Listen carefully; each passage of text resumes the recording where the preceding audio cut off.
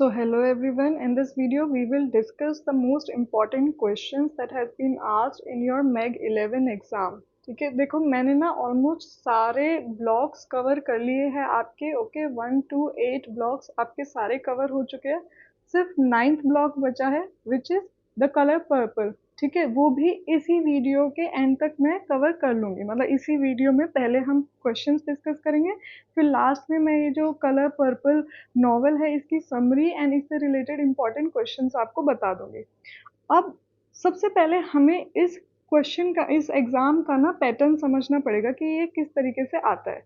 तो इसमें ना दो सेक्शंस होते हैं, section A and section B. तो जो सेक्शन ए होगा उसमें दो क्वेश्चंस आएंगे जिसमें चॉइस होगी, आपको एक क्वेश्चन तो कंपल्सरीली करना ही पड़ेगा। ठीक है, अब वो क्वेश्चन ना किसी पर्टिकुलर ब्लॉक से नहीं है, वो एक जनरल क्वेश्चन है।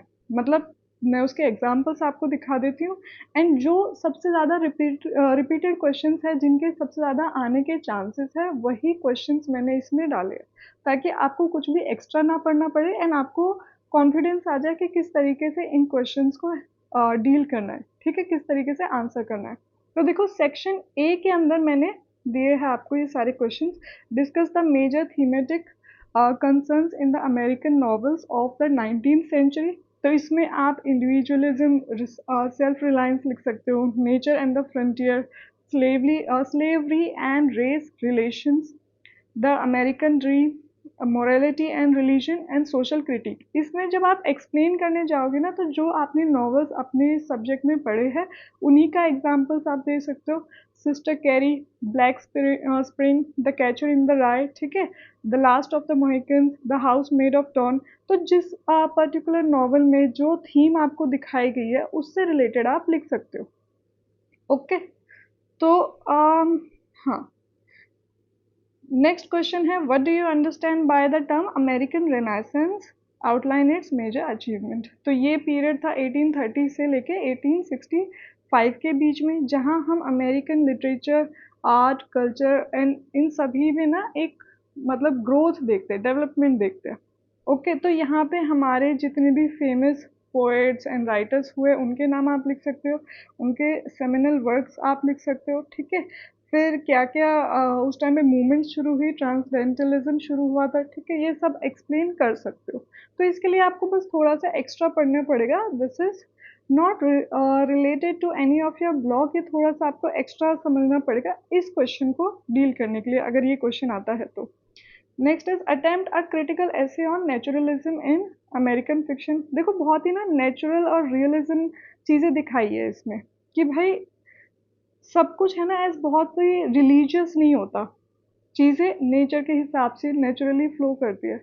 ठीक है, तो ज़्यादा आपको रिलीजियस थीम्स कम दिखेंगी, ज़्यादा आपको रियलिस्टिक थीम्स दिखेगी इसमें। तो आप देख सकते हो जैसे डार्विन्स की थ्योरी थी एवोल्यूशन, उससे रिलेटेड है।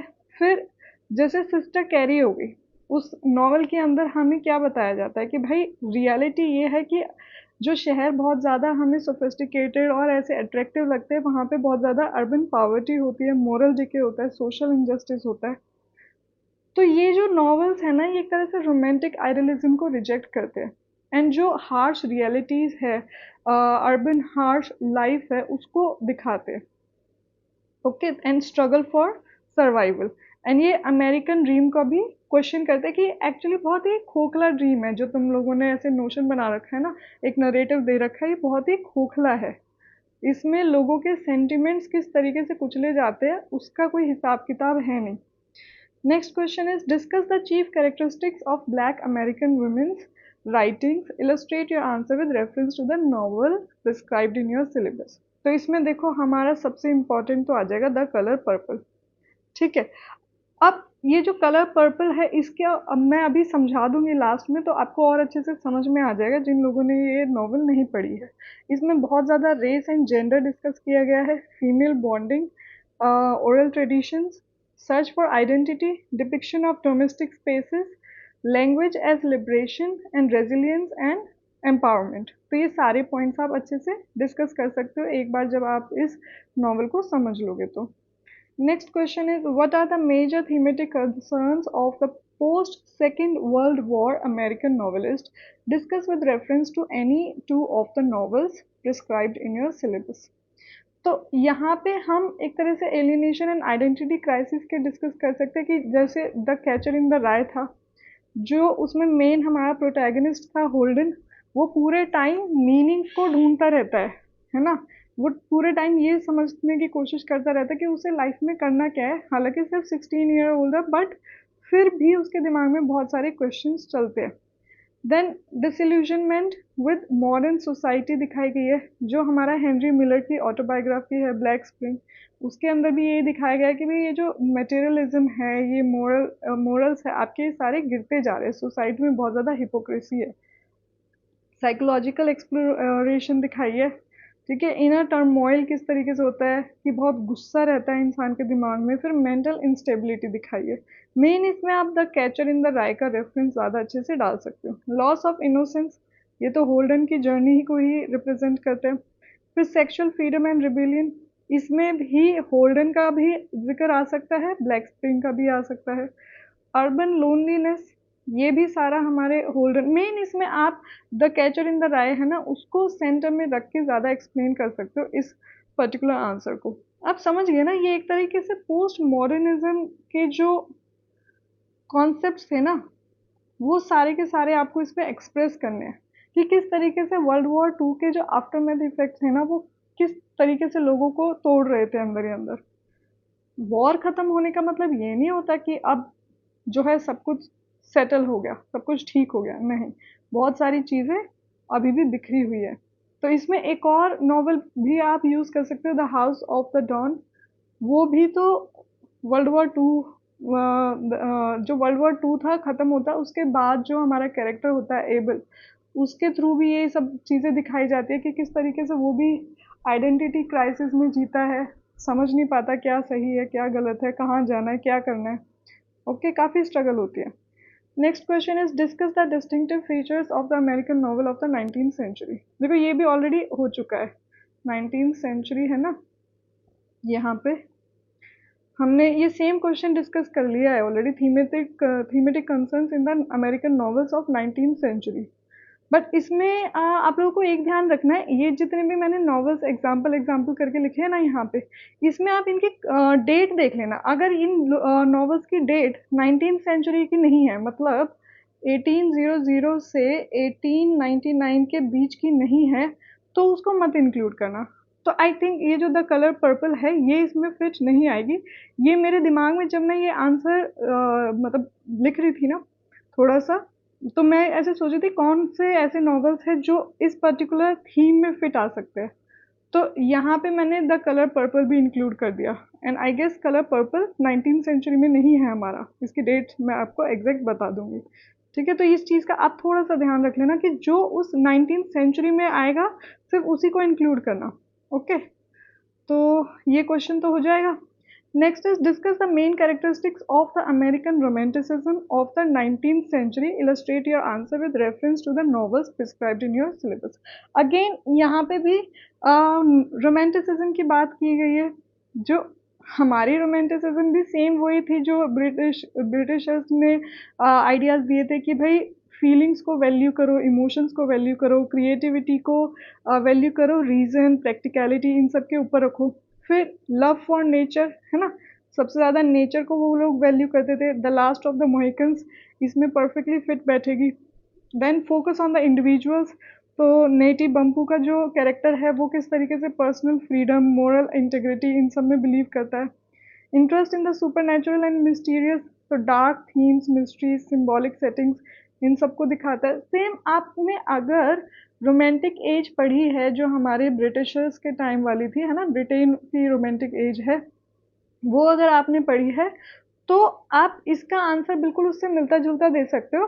जस्ट आपको क्या चीज़ें चेंज करनी है कि वहाँ का कोई नॉवल ना उठा के अमेरिकन नॉवल का यूज़ करना है। तो the last of the Mohicans इसमें परफेक्टली फिट बैठेगा। ठीक है, मोरल एलेगरी यूज़ करी है and critique of civilisation. Okay, so and discuss some of the major thematic concerns in black American fiction. तो ब्लैक अमेरिकन फिक्शन में देखो आपको रेसिज्म एंड ऑपरेशन देखने के लिए मिलेगा। यहाँ पे कोई टाइम पीरियड नहीं दिया है, तो यहाँ पे आप बिल्कुल स्ट्रेट अवे वो सारे नॉवेल्स यूज कर सकते हो जो मॉडर्न टाइम के भी है, जैसे द कलर पर्पल हो गया, है ना। इसके अंदर तो दिखाया है, क्या दिखाया है हमें, मतलब ब्लैक्स के टुवर्ड्स रेसिज्म दिखाई है, फिर आइडेंटिटी को सर्च करने की कोशिश, slavery and it's legacy, gender and double operation. देखो इसको हम इंटरसेक्शनैलिटी बोलते हैं, ये वर्ड या आप लोग याद रख लेना, इंटरसेक्शनैलिटी, सेक्शनैलिटी। इसका मतलब समझ लो, इसका मतलब होता है जब भी एक ऑपरेशन होता है एक साइड से, मान लो पेट्रियार्कल सिस्टम है, पेट्रियार्कल सिस्टम है हमारा। अब इस पेट्रियार्कल सिस्टम में कौन ऑपरेस्ड होगा, जो फीमेल्स होंगी, है ना। अब यही फीमेल्स अगर ब्लैक विमेन है, ब्लैक है, तो इनका ऑपरेशन डबल हो जाएगा। क्यों? क्योंकि ये इंटरसेक्ट हो गई, दो डिफरेंट प्रॉब्लम्स एक साथ मिल गई। अब ये ब्लैक होने के बाद बहुत ही पिछड़े हुए एरिया से भी बिलोंग करती है, मान लो कोई ट्राइबल एरिया से बिलोंग करती है, बहुत ही पुअर है, फाइनेंशियली बहुत वीक है, तो इनका और ज़्यादा मतलब जो होता है ना क्लास की वजह से भी डिवाइड हो गया है ना, वो भी इंटरसेक्ट हो गया। भाई इनकी रेस भी बीच में आ गई, इनकी क्लास भी आ गई, इनका जेंडर भी आ गया, तो इतनी सारी चीज़ें ये इंटरसेक्ट होंगी तो इनका ऑपरेशन जो है 3 गुना बढ़ गया। इसको हम इंटरसेक्शनैलिटी बोलते हैं। Okay, gender and double operation, ये इस तरीके से तो हुआ ना डबल ऑपरेशन की, भाई एक तो रेस भी उसमें आ गई, जेंडर भी, जेंडर बेस्ड डिस्क्रिमिनेशन भी आ गई, क्लास बेस्ड भी डिस्क्रिमिनेशन आ गई। अगर यही ब्लैक वुमेन थोड़े रिच क्लास की होती, मतलब अपर मिडिल क्लास की होती, तो शायद इसे इतना ऑपरेशन देखने को नहीं मिलता, इसे इसके साथ इतना डिस्क्रिमिनेशन नहीं होता, क्योंकि लोगों के अंदर एक ये नोशन होता है कि अरे ये तो अमीर है, अब इसको नहीं बोल सकते because she has got power, है ना। तो वहां से ये बच सकती थी। अब मान लो इसकी रेस ब्लैक है ये, एंड विमेन है ना, तो गरीब भी हो गई, अब तो ये डेफिनेटली लोग इसके ऊपर जो है अत्याचार करेंगे ही करेंगे। तो ब्लैक अगर जो आदमी होगा ना, मैन होगा, ब्लैक होगा, पर उसका उस तरीके से एक्सप्लॉइटेशन नहीं हो पाएगा जो एक फीमेल के साथ हो सकता है। आप लोग समझ रहे हैं ना, मतलब सेक्सुअली भी तो वो एक्सप्लॉइट होती है, तो वो आदमी को नहीं झेलना पड़ेगा वो सब कुछ। तो यहाँ पे जो है फीमेल के साथ ये सब ज़्यादा ओवर हो जाता है, तो इसी को हम इंटरसेक्शनैलिटी बोलते हैं। आई वांट कि आप इन सारे टर्म्स को ना यूज़ करो अपने एग्जाम में। ये बड़े ही प्यारे टर्म्स हैं जो दिखाते हैं कि आपके कॉन्सेप्ट्स एकदम क्लियर है, ठीक है। Then next is community and solidarity. तो ये भी हमारे ब्लैक अमेरिकन फिक्शंस का थीम रहा है कि भाई उनमें कम्युनिटी दिखाई है, सॉलिडेरिटी दिखाई है, स्पेशली जो वुमेन है। रेजिस्टेंस एंड एम्पावरमेंट कि भाई इन लोगों को सबको समझ सब कुछ आता है, ऐसा नहीं है कि ये बेवकूफ़ है, इन्हें कुछ पता नहीं चलता कि भाई हमारे साथ गलत हो रहा है। तो ये पूरी स्ट्रगल करते हैं, पूरी कोशिश करते हैं उस इनजस्टिस के खिलाफ खड़े होने की, अपनी सेल्फ रिस्पेक्ट, अपनी डिग्निटी को बचाने की, अपनी सेल्फ वर्थ को बचाने की।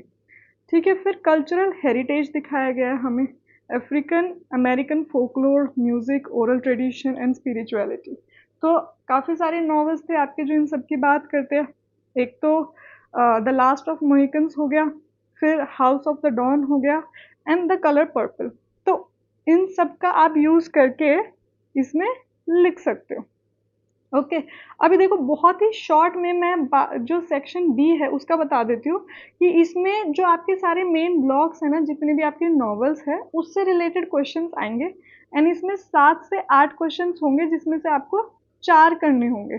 ठीक है, हर क्वेश्चन 20 मार्क्स का है, क्योंकि सेक्शन ए में से तो आपने एक क्वेश्चन ऑलरेडी कर लिया जो कंपलसरी था, है ना, जो मैंने बता दिया कि ये जो ऊपर क्वेश्चंस दिए ना, इनमें से एक क्वेश्चन आपको डेफिनेटली देखने को मिलेगा। तो आप एकदम रिलैक्स होके जा सकते हो कि आपका जो मोस्ट एक्सपेक्टेड प्रेडिक्टेबल क्वेश्चन है वो ऑलरेडी कवर है इसमें सेक्शन ए में। ओके, सेक्शन बी में भी मैंने कोशिश करी है जितने भी मोस्ट एक्सपेक्टेड क्वेश्चंस हो सकते हैं जो सबसे ज़्यादा रिपीट हो रहे हैं, जिनका रैशनली ज़्यादा मतलब चांस है आने का, वो मैंने ऑलरेडी इनमें डाले हुए हैं, मैंने सारे आपको पढ़ाए भी हुए हैं। एक एक नॉवल मैंने सेपरेट बनाई थी, देखो मैंने बताया था ना अगर मुझे टाइम मिलेगा ना बच्चों, तो मैं एक्स्ट्रा एफर्ट्स करके आपको और ज़्यादा डिटेल के साथ तसल्ली से समझा सकती हूँ चीज़ें। जहाँ मेरे पास टाइम क्रंच होता है ना, वहाँ पे मैं थोड़ा भगदड़ी करके जल्दी-जल्दी निपटाने की कोशिश करती हूँ। लेकिन जहाँ मैं रिलैक्स माइंड से पढ़ाने की कोशिश करती हूँ ना, फिर मैं वो बहुत ही तसल्ली से एक-एक चीज़ अच्छे से पढ़ाती हूँ। ठीक है? चलो, अभी सेक्शन बी में मैंने आपको बता दिया 7 से 8 क्वेश्चन होंगे, 4 में चॉइस होगी, तो ये बहुत आसान हो गया क्योंकि स्ट्रेट अवे आपको अगर स्टोरी पता है तो आप क्वेश्चंस को हैंडल कर लोगे। सब क्वेश्चंस को हैंडल करने का तरीका एक सा ही है भाई, उसमें थीम्स ढूँढो, उसमें वो मेन पॉइंट्स ढूँढो, वो आंसर क्या पूछ रहा है, ठीक है? तो स्टोरी सारी पहले ही डिस्कस हो चुकी है, तो क्वेश्चंस भी इनके साथ ही है, ठीक है? देखो, comment on concept of the frontier in the Last Mohican, ये सारे मैंने डिस्कस करे हुए हैं, आंसर्स डिस्कस किए हुए हैं, तो एक एक क्वेश्चन दोबारा से डिस्कस करने का कोई फ़ायदा नहीं है। ये पूरी मैं आपको पीडीएफ दे दूंगी, ये जैसे ही मेरी रिकॉर्डिंग ख़त्म होती है मैं अपलोड कर देती हूँ इस वीडियो को, उसके बाद तुरंत मैं आपको पीडीएफ दे दूंगी, क्योंकि मुझे पता है आज ही है आपका एग्ज़ाम, शाम को ही है 2 बजे। तो आप इसे एग्ज़ाम से पहले वीडियो को देख करके पढ़ के पीडीएफ अच्छे से पढ़ के जाना। ओके, तो देखो सारे ब्लॉक्स है इसमें, सिस्टर कैरी हो गया, सेकंड ब्लॉक आ गया आपका ये, देन ये थर्ड ब्लॉक आ गया द ग्रेट गैट्सबी, जिसमें अमेरिकन ड्रीम की बात की गई है ज़्यादा। ओके, नेक्स्ट पे बढ़ते हैं, लाइट इन अगस्त आ गया, इसमें भी हमारा अच्छे से बता रखे हैं, सारे क्वेश्चंस मैंने दे रखे हैं आप लोगों को। देन ब्लैक स्प्रिंग आ गया।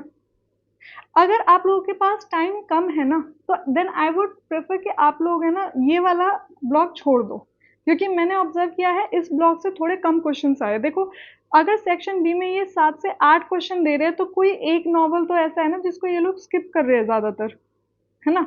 तो वो ज़्यादातर यही है, ब्लैक स्प्रिंग वाला ही ब्लॉक है जो ये स्किप कर देते हैं। तो अब लास्ट मोमेंट पे अगर ये आपने नॉवल पढ़ा नहीं है तो इसको एक्स्ट्रा टाइम देने का कोई फ़ायदा नहीं है, क्योंकि आपको सिर्फ 4 ही करने हैं 8 में से, है ना? 8 ब्लॉक में से सिर्फ 4 ही करने होंगे, तो वो कर लो जो आपने बहुत ज़्यादा अच्छे से प्रिपेयर करे हैं, जिनका आंसर राइटिंग थोड़ा ईज़ी हो सकता है। इसमें क्योंकि ये देखो, इन्होंने अपनी ऑटोबायोग्राफिकल वर्क लिखे हैं, 10 स्टोरीज़ मतलब शॉर्ट स्टोरीज़ में लिखा है, तो एक-एक शॉर्ट स्टोरी से आपको कनेक्शन बिठाना पड़ेगा, थोड़े दिमाग के ना मेमोरी पे लोड ज़्यादा पड़ेगा आपको। मतलब इतना ज़्यादा स्ट्रेट स्टोरी नहीं है ये, है ना? इनके डिफरेंट डिफरेंट लाइफ के मूवमेंट्स है, थोड़े कंफ्यूजिंग हो सकते हैं अगर फर्स्ट टाइम पढ़ोगे तो। That is my point of view. अगर आप लोगों को आसान लगता है तो ये करके चले जाओ, अदरवाइज मेरी सलाह रहेगी वो करो जो ज़्यादा ईजी है ना? आपको वहाँ पे लिखने में आसानी हो, जैसे द कैचर इन द राय, ये आप कर सकते हो, बहुत फेमस भी है क्योंकि, है ना? ये ब्लैक स्प्रिंग इतना फेमस वर्क भी नहीं है, फेमस इन द सेंस हमारे एग्जाम पॉइंट ऑफ व्यू से। ओके, नेक्स्ट हमारा आ जाता है फ्लोटिंग ओपेरा, इसमें हमारे नाहिलिज्म की बात करिए, बड़ा ही इंटरेस्टिंग कॉन्सेप्ट है। ये कर सकते हो अगर आप आपने मेरी ऑलरेडी वीडियो देख ली है, समझ चुके हो इसमें है क्या, तो बड़े इजीली आप इसके क्वेश्चंस जो है कर पाओगे, क्योंकि इजी है, डिफिकल्ट नहीं है बिल्कुल भी। A house made of dawn, अगर नहीं पढ़ा है तो इसे भी छोड़ जाना, अगर अभी तक पढ़ा नहीं है तो, ठीक है? अगर पढ़ लिया है तो कर सकते हो, नहीं पढ़ा है तो लास्ट मोमेंट पे पढ़ने की कोशिश करोगे तो थोड़ा कंफ्यूजिंग हो सकता है, थोड़ा, ज़्यादा नहीं, ऐसे कोई बहुत बड़ी बात है नहीं इसमें, सिंपल स्ट्रेट अवे स्टोरी है, बट स्टिल काफ़ी सारी स्टोरीज़ को याद रखना पड़ता है, उसमें कैरेक्टर्स याद करने पड़ते हैं, उनके इवेंट्स याद करने पड़ते हैं, क्योंकि कुछ ना कुछ रेफरेंस के साथ आपको आंसर लिखने होते हैं, है ना? तो आप ये 2 ब्लॉक, अगर आपने अभी तक पूरी तरीके से तैयारी नहीं करी है, तो थोड़ा इस पे कम फ़ोकस कर सकते हो, क्योंकि 8 में से 4 की चॉइस है ना। एक तो आपको पता है जनरल क्वेश्चन ही आएगा। अगर आप ऐसा होता है कि 8 क्वेश्चन आएँगे, उसमें से 5 करने हैं, तो मैं सलाह नहीं देती आपको कि छोड़ दो। लेकिन अभी अगर आपका सिचुएशन ऐसी है कि टाइम कम है, तो आपको डिसाइड करना होता है ना कि मैं ज़्यादा टाइम किस पे दूँ, ताकि मेरा एग्ज़ाम अच्छे से जाए। तो अपने हिसाब से कोई भी 4 या 5 ब्लॉक ऐसे चुन लो जिनको बहुत अच्छे से पढ़ो, ठीक है? एक बार दोबारा से उनकी वीडियोज़ देख लेना, टाइम है, बहुत है, ठीक है? मैंने छोटी-छोटी वीडियोज़ ही बनाई है, इस बार मैंने ऐसी कोशिश करी कि 40-50 मिनट तक मेरी वीडियोज़ ना खींचे, 20 मिनट से लेके 25 मिनट के अंदर-अंदर ख़त्म हो जाए, मेरी ये कोशिश रही है, ठीक है? ताकि आप लोग 1 घंटे के अंदर भी तो 3 ब्लॉक आराम से कवर कर सको, ओके? अब लास्ट वाला ब्लॉक पे आ जाते हैं हम, हमारा द कलर पर्पल। इसकी डिस्कशन सिर्फ़ और सिर्फ़ रह गई है, बाकी सब कुछ डिस्कस हो चुका है। तो जो ये कलर पर्पल है, ये लिखा था एलिस वॉकर ने। एंड ये 1982 में आया। आई वॉज राइट, ये 19th सेंचुरी का नहीं है, हमारा 20th सेंचुरी का है। तो इसको आप 19th सेंचुरी वाले क्वेश्चन में इंक्लूड नहीं करोगे। ओके, तो हमारी जो ये एलिस वॉकर है, इनको देखो पुलिट्जर प्राइज भी मिला है एंड नेशनल अवार्ड भी मिला है। बहुत ही जानी मानी फेमस ब्लैक वुमेन राइटर है ये। ओके, नॉवलिस्ट है, पोएट है एंड एक्टिविस्ट है। तो इसका स्टाइल क्या है इस नॉवल का? ये एक एपिस्टलरी नॉवल है, मतलब ये लेटर्स के थ्रू लिखा गया है। तो इसमें कौन कौन किस किस को लेटर लिख रहा है? जो हमारी मेन कैरेक्टर है ना, प्रोटैगनिस्ट, सीली नाम है उसका, वो गॉड को लेटर्स लिखती है। ठीक है, तो गॉड को लेटर्स लिख करके इस स्टोरी के बारे में बताया गया है। और कौन लेटर्स लिखता है? देखो, ये सीली ही अपनी बहन, छोटी बहन नेटी को लेटर्स लिखती है एंड नेटी भी वापस सीली को भी लेटर्स लिखती है। ओके, तो ये एपिस्टलरी नॉवल हो गया, हमें लेटर्स के थ्रू स्टोरी पता चलेगी। तो जो नरेटिव वॉइस है, बहुत ही इंटीमेट, पर्सनल, ऐसी बातें करते हैं जो मतलब आप जब ये पूरी मैं इसकी स्टोरी समरी बताऊंगी ना, तो थोड़े से दंग रह जाओगे। थोड़ा आपको बहुत स्ट्रॉन्ग हार्टेड बनना पड़ेगा इसको समझने के लिए। ओके, तो इसमें सीली की ग्रोथ दिखाई है, लैंग्वेज, कॉन्फिडेंस, दुनिया के बारे में उसकी क्या समझ है, कैसे वो चेंज भी करती है अपने विचारों को टाइम के साथ, ज़रूरत के हिसाब से। ठीक है, चलो अब हम कैरेक्टर्स के बारे में समझ लेते हैं। सबसे इम्पॉर्टेंट हमारी प्रोटैगनिस्ट तो आ जाती है सिली। भाई सिली है ना, इसकी मदर की डेथ हो चुकी है एंड अभी ये किसके साथ रहती है? अपने अब्यूसिव फादर के साथ, जो इसको सेक्सुअली अब्यूज भी करता है। देखो, स्टार्टिंग की डिटेल सुन के ही ऐसा समझ गए ना ये नॉवल किस डायरेक्शन में जाने वाला है। ओके, ये पर फाइट करेगी उन सब चीज़ों से, बहुत टाइम लेगी, लेकिन अपना जो इसका बुरा वक्त है ना, उससे लड़के फाइनेंशियल इंडिपेंडेंस के टूवर्ड्स बढ़ेगी, अपनी सेल्फ वर्थ बढ़ाएगी। ओके, तो नेक्स्ट कैरेक्टर है पा अल्फोंसो, जो कि सीली का फादर है एंड ये इसको सेक्सुअली अब्यूज करता है। इनफैक्ट सिली से इसके 2 बच्चे भी होते हैं। वो सिली से वो बच्चों को छीन के किसको बेच देता है? सैमुअल एंड कॉरिन को। ओके, नेटी जो है सिली की छोटी बहन है, बहुत ही प्यार करती है ये दोनों एक दूसरे से। Next is Shug Avery. ये देखो एक फेमस इंडिपेंडेंट सिंगर है। बाद में जाके इसका क्या रोल निकलेगा, ये जो सिली है ना, हमें इसके बारे में पता चलेगा कि ये एक्चुअल में लेस्बियन होती है। इसके बारे में ये डिस्कवर करेगी शग अवेरी। तो जो ये शग है ना, ये काफ़ी सपोर्ट करेगी सिली को, इसका एक सपोर्ट सिस्टम बनेगी बहुत ज़्यादा आगे चल के। फिर ये एक नेक्स्ट कैरेक्टर है, देखो इसका नाम कैसे लिखा हुआ है, मिस्टर डैश। तो इसको हम मिस्टर डैश ही बोलेंगे, वैसे रियल नाम तो अल्बर्ट है, बट ये मिस्टर डैश ही हम इसको बोलने वाले हैं। सिली की इससे शादी हो जाएगी, जो कि सिली से काफ़ी ज़्यादा बड़ा है, इसके बड़े बड़े बच्चे भी हैं, बट वो बच्चे बहुत बदतमीज़ निकलते हैं। ठीक है, एंड ये सिली को बहुत ज़्यादा पीटता भी है, बहुत ज़्यादा एब्यूसिव हस्बैंड होता है। एंड एक बात बताऊँ मैं आप लोगों को, उस टाइम पे ना जो अफ्रीकन कल्चर था, कल्चर तो मैं बोलना नहीं चाहूँगी क्योंकि वो थोड़ा एक नेगेटिव टर्म हो जाता है किसी कल्चर के लिए, लेकिन उस टाइम पे ये एक नॉर्म था कि जो हस्बैंड्स थे ना, वो बहुत ज़्यादा अपनी वाइफ्स को पीटा करते थे। ये बहुत ज़्यादा नॉर्मल सी चीज़ें थी जो औरतें भी देखती थी एंड वो उसे बहुत नॉर्मल समझती थी कि हस्बैंड तो पीटता है इसीलिए ताकि वाइफ दब के रहे, है ना, कुछ रिवोल्ट ना करे। तो ये इस चीज़ को बहुत ही नॉर्मल समझते हैं, जो हमें आगे नॉवल में इनकी सोच भी दिखेगी। हार्पो है मिस्टर डैश का बेटा है ये। ठीक है, ये भी शादी करता है इस सोफिया नाम की लड़की से, जल्दी ही उसे प्रेग्नेंट कर देता है, ये टीनेजर एज में ही होते हैं। ठीक है, अब ये जो सोफिया है ये नहीं दबती किसी से, ये बहुत ही स्ट्रांग वुमन है। इसने देखा है अपने परिवार में क्या होता है कि जो इसके मेल वो है ना रिलेटिव्स, इसके परिवार में इसके पापा, इसका भाई, वो लोग भी इसी तरह का अत्याचार करते हैं, वो लोग भी इसी तरह के डोमिनेशंस दिखाते हैं कि वुमेन को दबा के रखना, उसको फिजिकली एंड मेंटली टॉर्चर करना।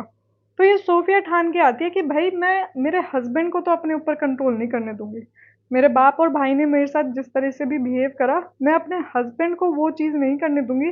तो ये पूरा रिवोल्ट रखती है हार्पो को, मतलब दबा के तो नहीं रखती, ऐसा नहीं करती कि भाई उल्टा उसके ऊपर जुल्म कर रही है, पर अगर हार्पो उसे मारने की कोशिश करता है तो ये भी उतना ही मारती है कि तू हाथ लगा के दिखा मुझे। ठीक है। अब ये सोफिया के जाने के बाद सोफिया भाग जाती है जब वो देखते हैं कि हार्पो नहीं सुधरने वाला। तो ये स्क्वीक से जो है शादी कर लेता है हार्पो। ये स्क्वीक नाम की लड़की, जिसका असली नाम मैरी इग्निस होता है, इससे शादी कर लेता है। एंड सैमुअल एंड कोरीन कौन है इस नॉवेल के अंदर? मैंने बताया था कि जो ये फादर होता है अल्फोंसो, सीली का फादर, स्टेप फादर एक्चुअली, ये सैमुअल एंड कोरीन को इसके बच्चे बेच देता है। ठीक है, ये हमें बाद में जाके पता चलता है कि अच्छा इन लोगों ने जो है सीली के बच्चे अडॉप्ट कर रखे हैं, एंड ये नेटी इनके पास जाके रहने लग जाती है, मतलब केयर टेकर बन के उन बच्चों की। ठीक है, चलो अब हम समरी शुरू करते हैं। तो सबसे पहले हमें ये सिली को दिखाया जाता है जो काफ़ी पुअर लड़की होती है, यंग अफ्रीकन अमेरिकन गर्ल होती है, एंड ये जॉर्जिया में रहती है। अमेरिका के किस जगह पे? जॉर्जिया में रहती है ये, अपने अब्यूसिव फादर के साथ। एंड अभी तक इसकी माँ की जो तबीयत है खराब होती है, बहुत ही जल्दी इसकी माँ गुजर भी जाएगी। ठीक है, ये अपनी माँ को कभी नहीं बताती कि इसका जो पिता है वो क्या हरकत करता है इसके साथ, कभी नहीं बताती, बता ही नहीं पाती। प्रेशराइज्ड इतना फील करती है कि मेरी माँ क्या ही कर लेगी, वो भी गरीब है, बीमार है, प्लस उसका दिल ही टूट जाएगा, है ना, जब उसे पता चलेगा कि उसकी बेटी के साथ क्या हो रहा है। तो इस सीली की एक छोटी बहन भी है, नेटी। ये बड़ा प्यार करती है अपनी छोटी बहन से, उसको उसकी बहुत फिक्र है इसे। अब ये जो सिली है ना, इसको धीरे धीरे समझ में आता है जो इसका बाप है, अब इसकी नज़र इसकी छोटी बहन पे जाने लगी है कि ये इसकी छोटी बहन को भी सेक्सुअली अब्यूज करने के लिए अब टारगेट बनाने वाला है। तो ये सिली जो है भगवान को लेटर्स लिखती है कि भाई देखो आपकी इस दुनिया में क्या हो रहा है, ये जो आपने सो कॉल्ड भगवान नाम का पिता बना रखा है ना, यही मुझे सेक्सुअली अब्यूज कर रहा है। अभी तक सिली को पता नहीं है कि ये जो इसका फादर है ये इसका स्टेप फादर है, ये बाद में जाके पता चलेगा। ठीक है, वो कैसे पता चलेगा वो हम स्टोरी में समझेंगे। तो अभी इसके लिए ये रियल इसका फादर है। फादर बहुत ही बड़ा वर्ड होता है, आप सभी समझ सकते हैं इसकी कि कितनी गहराई हो सकती है जब इस इंसान पे आपको सबसे ज़्यादा भरोसा होना चाहिए कि एक पूरी दुनिया में एक इंसान जो हमारा सपोर्ट सिस्टम बन सकता है, हमारे लिए खड़ा हो सकता है, वही इंसान ही आपको सबसे ज़्यादा यहाँ पे मेंटली एंड फिजिकली टॉर्चर कर रहा है।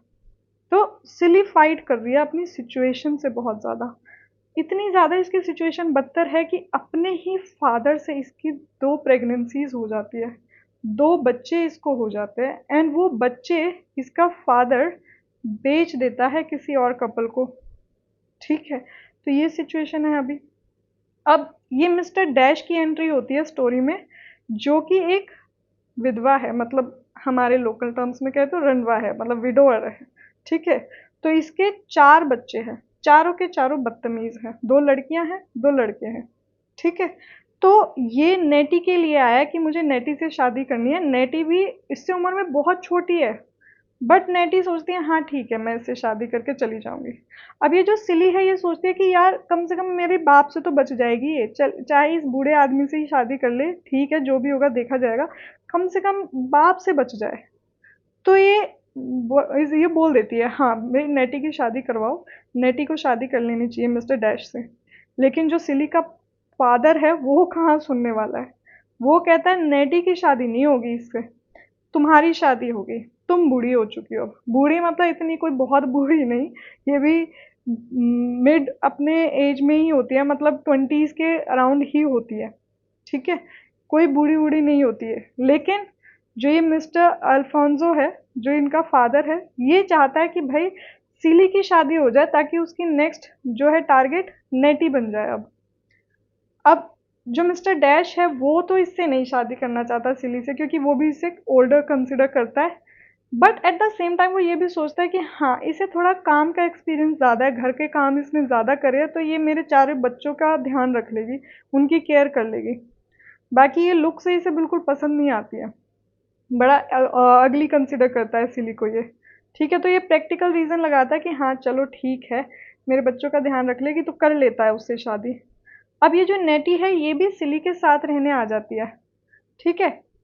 लेकिन ये ना नेटी को सिली जो है भेज देती है उस कपल के पास जिसने उसके बच्चे अडॉप्ट करे होते हैं। अब नेटी को कैसे पता चलता है कि भाई किसने, सॉरी, सिली को कैसे पता चलता है कि किसने मेरे बच्चे अडॉप्ट करे हैं? एक बार मार्केट में ये सिली जो है इस कपल को देखती है, कोरिन को स्पेशली, उसके पास इसके दोनों बच्चे होते हैं।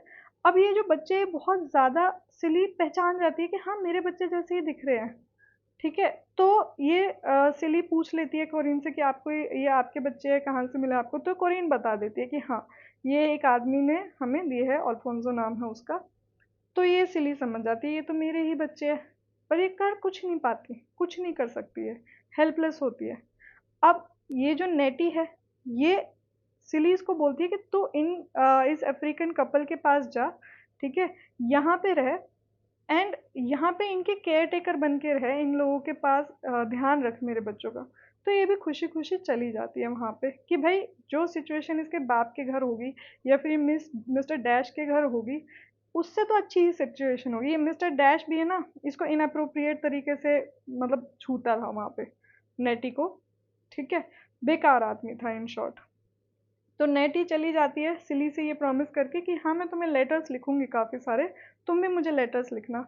पर नेटी के कोई भी लेटर्स सिली तक पहुंचते नहीं है, क्योंकि जो मिस्टर डैश है ना वो उन्हें कहीं छुपा के रख देता है। पर सिली को लगता है कि नेटी वहां जाने के बाद उसे भूल गई, एंड मुझे कोई लेटर नहीं लिखा नेटी ने, ठीक है, वो अपनी उस दुनिया में बिजी हो गई है, ऐसा सिली को लगता है।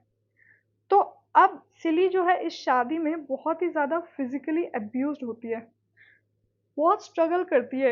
एक तो वो जो 4 बच्चे होते हैं, वो उसे बहुत दुखी करते हैं, जितना ज़्यादा उससे काम करवा सकते हैं उतने करवाते हैं, बिल्कुल भी उसकी कोई मदद नहीं करते, कोई रिस्पेक्ट नहीं करते, उन्हें बस ये लगता है ये हमारी माँ की जगह लेने क्यों आ गई है, ठीक है।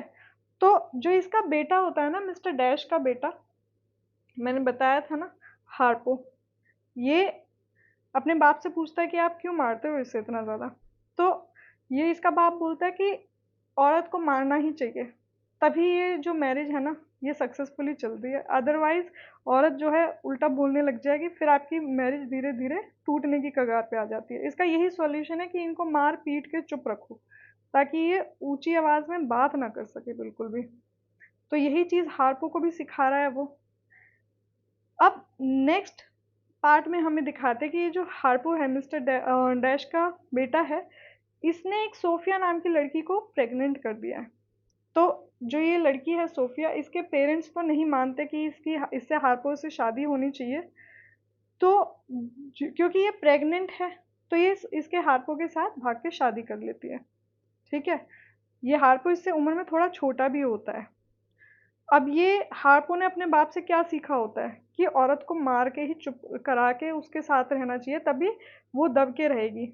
पर ये इसे सोफिया को ये जानता नहीं है अच्छे से, ये बहुत ही स्ट्रांग वुमन है, ये उल्टा उस इंसान को दबाना जानती है, क्योंकि ये ऑलरेडी सारी चीजें ऑब्जर्व करके आई है। बट इसे आदमी की कमजोरी भी पता है, अगर एक औरत को आदमी की कमजोरी पता चल जाए ना तो शायद वो डील अच्छे से कर सकती है उसे भी।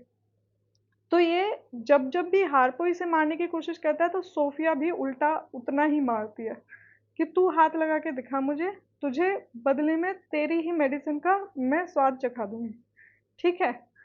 अब ये जो एडवाइस है मिस्टर डैश के साथ साथ सिली भी देती है।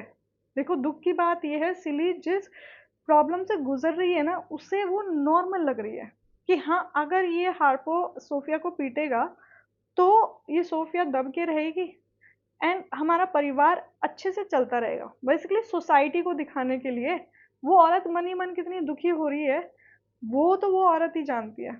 बट बाद में सिली को बहुत रिग्रेट होता है कि उसने ऐसा क्यों सोचा, उसने ये इतनी घटिया एडवाइस क्यों दी कि वो सोफिया को पीटे ताकि उनकी मैरिज अच्छी चल सके। तो सिली को जब ये रिग्रेट होता है, ये सोफिया से बात करती है तो उससे बहुत अच्छी दोस्ती हो जाती है सिली की।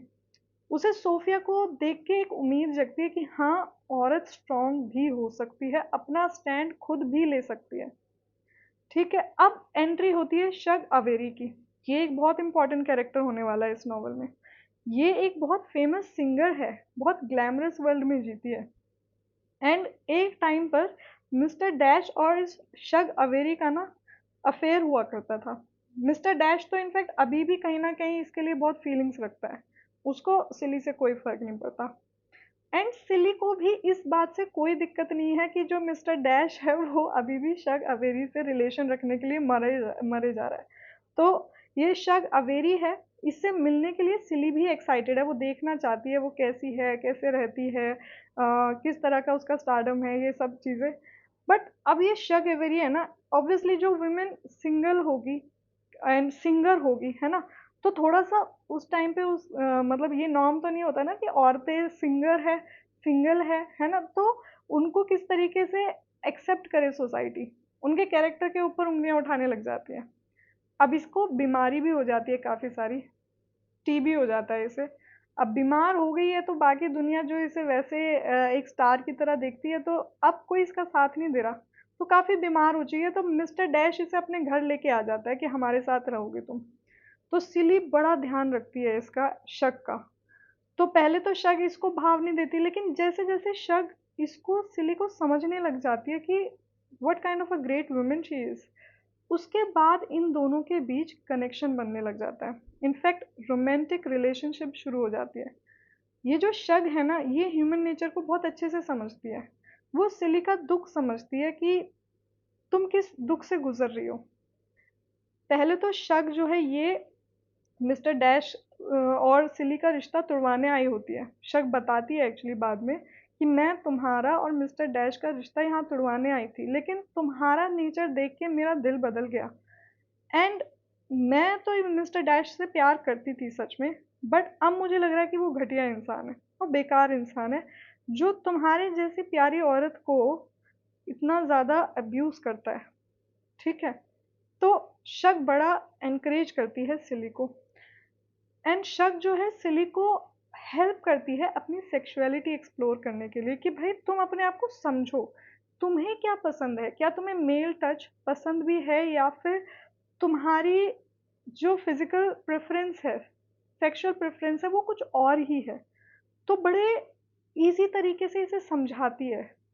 फिर जो ये सिली है, मतलब शक की हेल्प से, शक जब शक एनकरेज करती है सिली को, तो ये अपने उन सारी चीज़ों को जो मन में दबाए बैठी थी ना, चाहे वो उसका पेनफुल पास्ट हो, चाहे उसका सेक्सुअल अब्यूज हो उसके फादर की वजह से, उन सब चीज़ों को ना अपने मन से बाहर निकालना शुरू करती है कि वो चीज़ें मुझे दबाती थी, वो मुझे कमज़ोर करती थी, तो अब मैं उन सारी चीज़ों को जो है अपनी लाइफ से बाहर निकालूंगी, अपने दिमाग से बाहर निकालूंगी और एक और स्ट्रांग वुमेन बन के दिखाऊंगी। तो जो ये सिली और शग है, इन्हें पता चलता है कि भाई नेटी ना बहुत ज़्यादा लेटर्स भेजा करती थी। ये वो टाइम है जब बाकी सारे लोग इनके घर से थोड़ा बाहर जाते हैं ना, तो ये दोनों आराम से बड़े कंफर्टेबली इस घर को एक्सप्लोर करती है, अपनी लाइफ को एक्सप्लोर करती है। तो ऐसे ही ढूंढते ढूंढते इन्हें नेटी के लेटर्स मिल जाते हैं, मिस्टर डैश ने छुपा रखे होते हैं वो। ठीक है, काफी सालों के लेटर्स मिले होते हैं, एंड जो ये सिली है ना, इसके बच्चे भी थोड़े थोड़े बड़े हो गए हैं अब।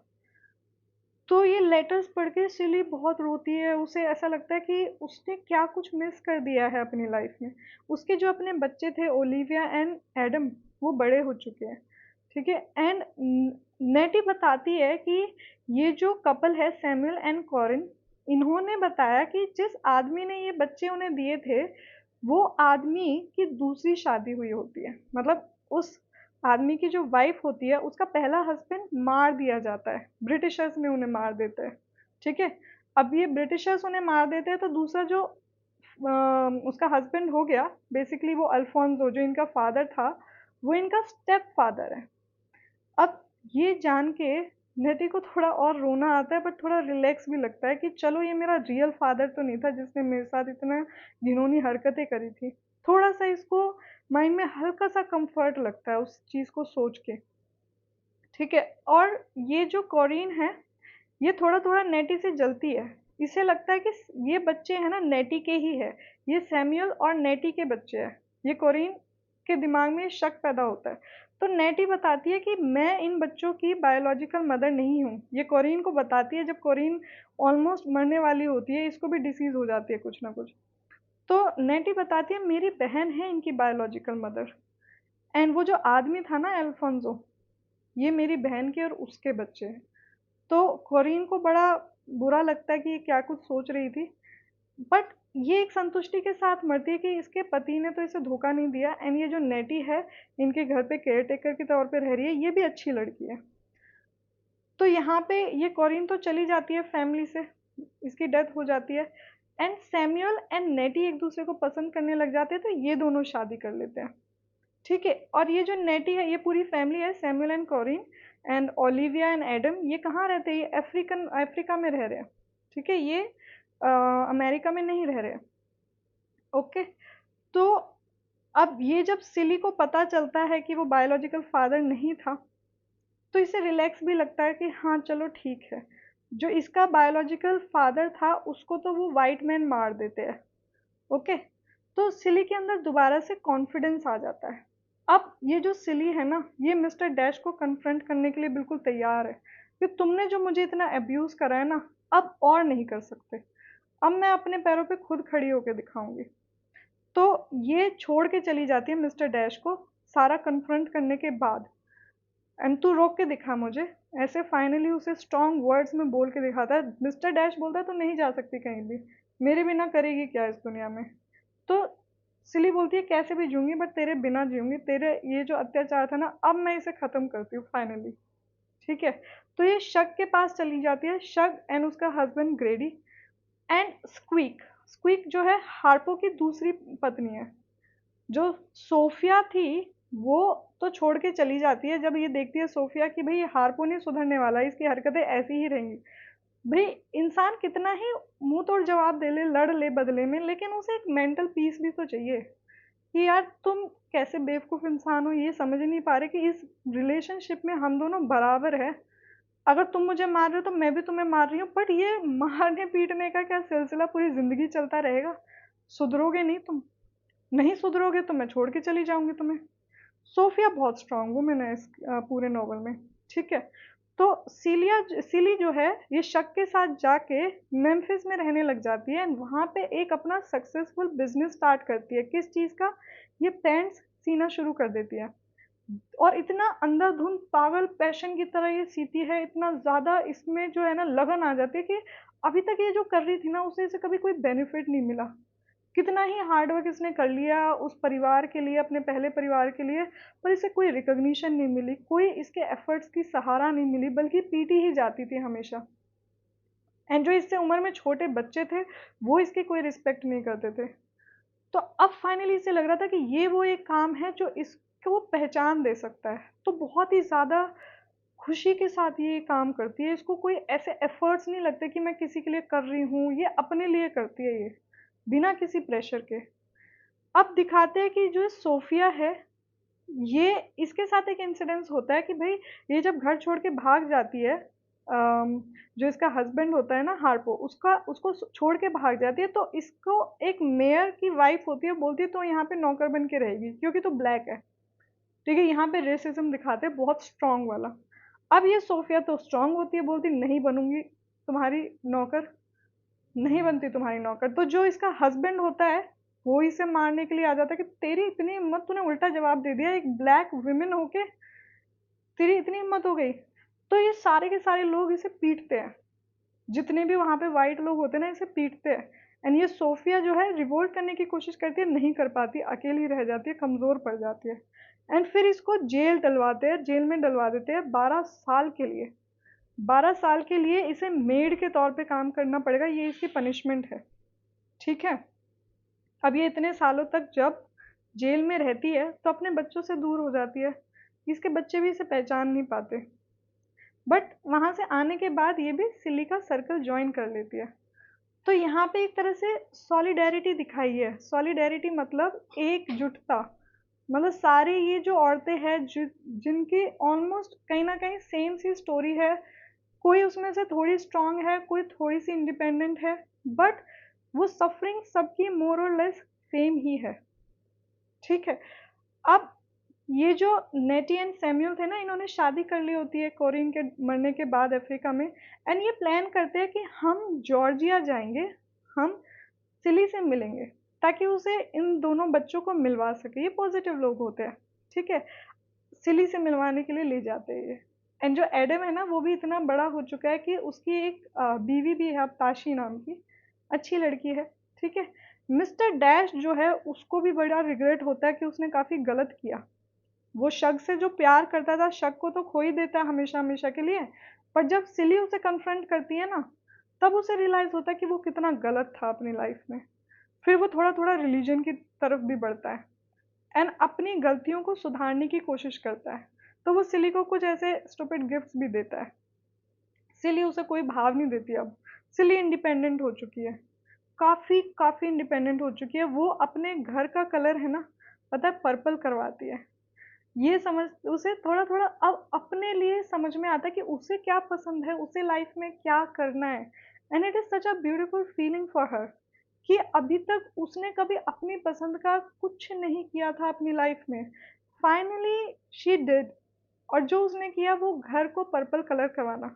जब इसके बाप की मौत हो जाती है अल्फोंसो की, तो उसे जो वो घर होता है ना, पहले सिली हेजिटेट करती है कि मुझे नहीं चाहिए वो घर, लेकिन शक के समझाने पे कि नहीं वो घर तुम्हारा है, यू डिजर्व इट, तो सिली वहां जाती है, उसको पेंट करवाती है पर्पल कलर का, क्योंकि उसे अपने बारे में समझ में आता है कि मुझे ये पर्पल कलर पसंद है, ठीक है।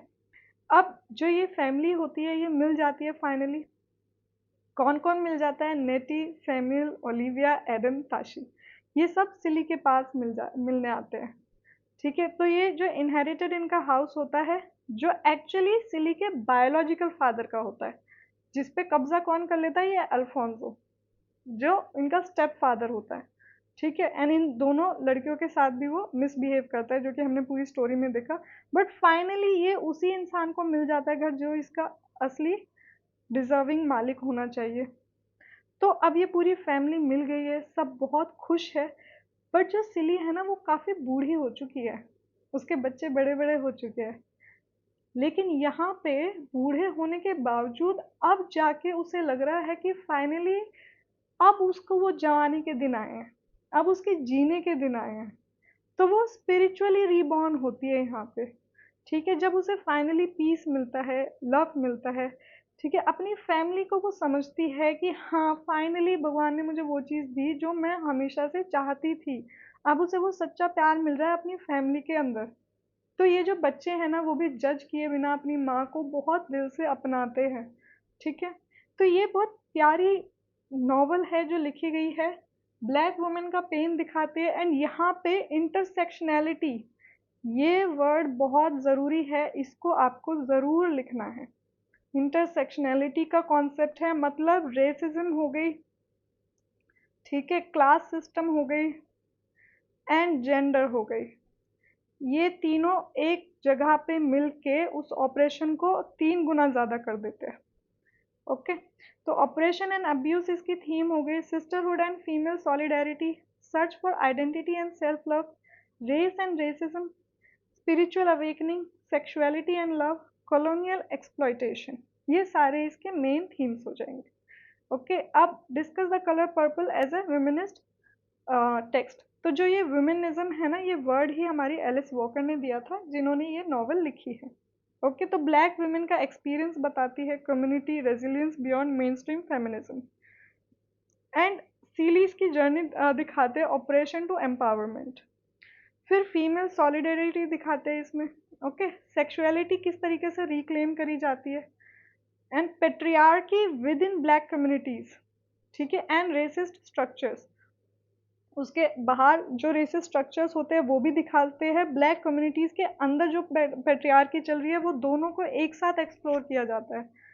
फिर इकोनॉमिक इंडिपेंडेंस दिखाते हैं सिली की, spirituality rooted in nature and community love, कि भाई जब पूरी एक्सेप्टेंस इंसान को मिल जाती है ना सोसाइटी में, प्यारी एक्सेप्टेंस, तो वो ब्लूम करता है, वो खुश होता है, वो कहीं ना कहीं सक्सेस अचीव कर सकता है, चाहे वो औरत हो चाहे वो आदमी हो, ये बात दोनों के ऊपर लागू होती है, ठीक है। तो black womanhood, healing, collective resilience, ये सारी चीज़ें दिखाई गई है। एंड किस तरीके से ये नॉवल जो है एक्सप्लोर करता है issues of racial, sexual and class prejudice, ये भी इंपॉर्टेंट क्वेश्चन है, कई बार रिपीट हुआ है। रेशियल प्रेजुडिस क्या होती है? एक तरह से ये थिंकिंग कि जो वाइट लोग हैं वो बेटर है, किन से? ब्लैक लोगों से।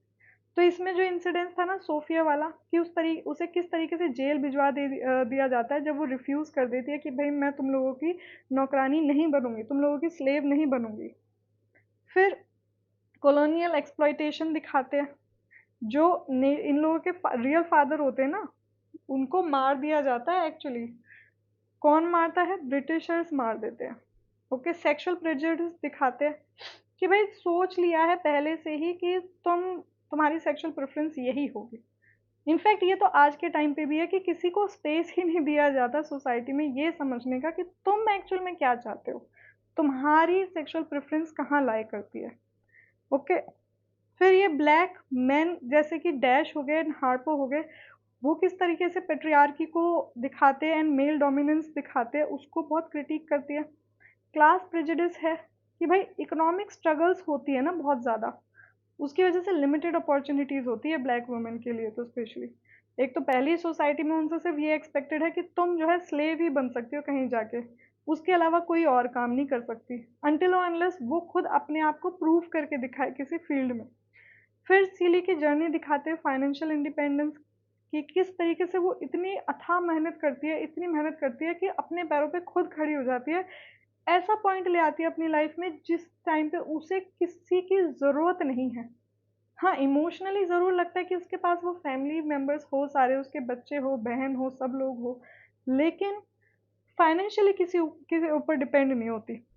तभी विमेन फाइनेंशियल इंडिपेंडेंस को इतना ज़्यादा जो है तवज्जो दी जाती है कि औरत जो है तभी स्ट्रांग है अगर उसके पास अपना पैसा है, अपना कमाया हुआ पैसा है।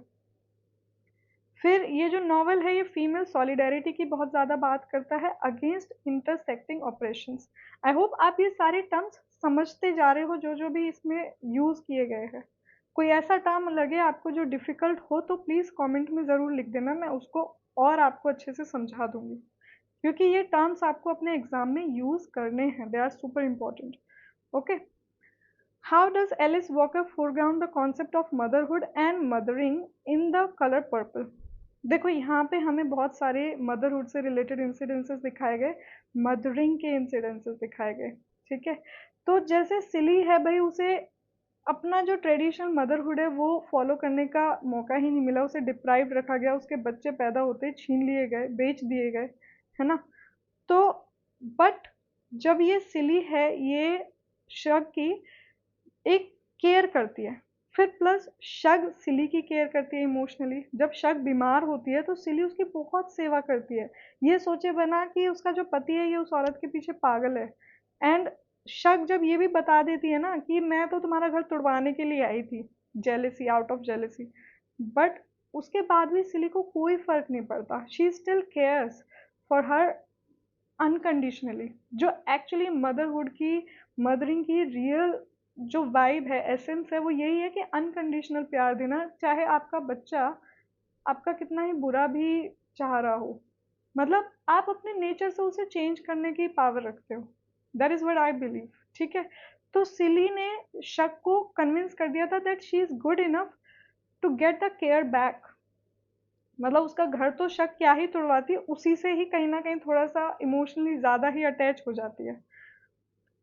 फिर जो नेटी होती है वो भी एक तरह से सैरोगेट मदर की तरह एक्ट करती है सिली के बच्चों के लिए, ओलिविया एंड एडम, उनकी काफ़ी केयर करती है। सोफिया भी बहुत स्ट्रॉन्ग एंड प्रोटेक्टिव मदरहुड दिखाती है कि अपने बच्चों के लिए स्टैंड लेती है कि भाई मैं हार्पो के घर में नहीं रहूंगी जहाँ पे रोज हमारी लड़ाइयाँ हो रही है और मेरे बच्चे इस माहौल में पले बड़े।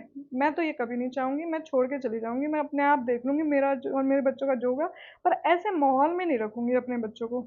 बहुत स्ट्रांग वुमेन दिखाया है इसे। ठीक है, तो सिली जो है फाइनली जब वो अपना घर बना लेती है खुद से, तो एट लास्ट बच्चों से मिल पाती है एंड फाइनली उसको जो वो मदरहुड चाहिए था वो उसे मिल जाता है।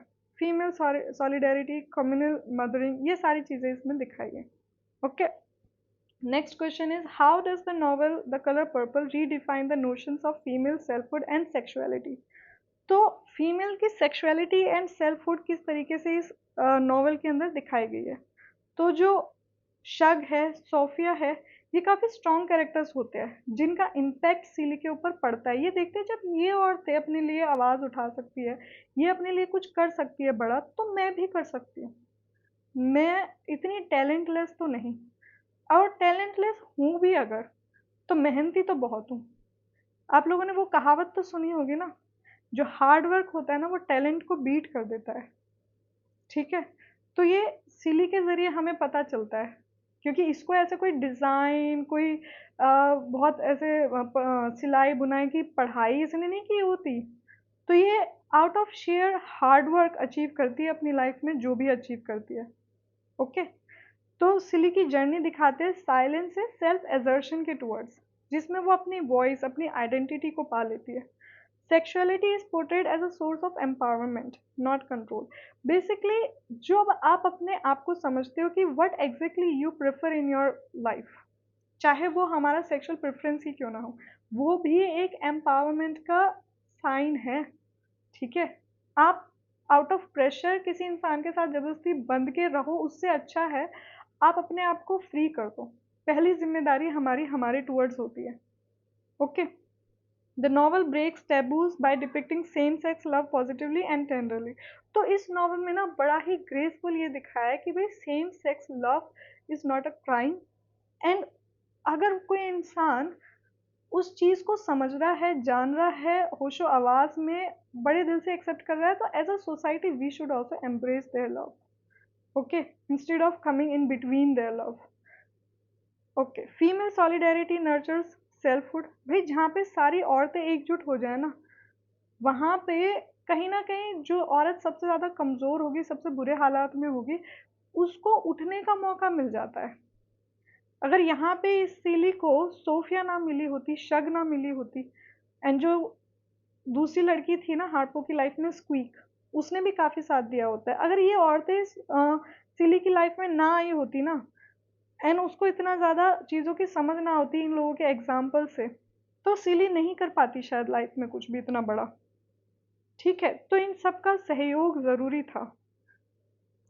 तो जो हमारी ये एलिस वॉकर है, इस नॉवल की राइटर, ये female desire, agency, emotional fulfilment, इन सबको सेलिब्रेट करती है। ओके, एंड जो ट्रेडिशनल जेंडर रोल्स है ना, इन सबको रीडिफाइन करती है कि it is not always a female who is suppose to be present for the family all the time. आपको फीमेल को अपना अलग स्पेस देना पड़ेगा, so that she can also evolve. And being a female we should and we must support the other female. ठीक है, कि भाई हमें तो एक दूसरे की सिचुएशन पता ही है ना, that what all we go through, तो एटलीस्ट हम लोग तो एक दूसरे के साथ खड़े हो ही सकते हैं। This is the least we can do. Okay, तो इसी के साथ हमारा इस नॉवल की समरी भी खत्म होती है। I hope you have understood it nicely, and do comment in and tell me how you liked it. Okay, so मिलते हैं हमारी नेक्स्ट वीडियो में, तब तक के लिए take care, and thank you so much for watching it till the and.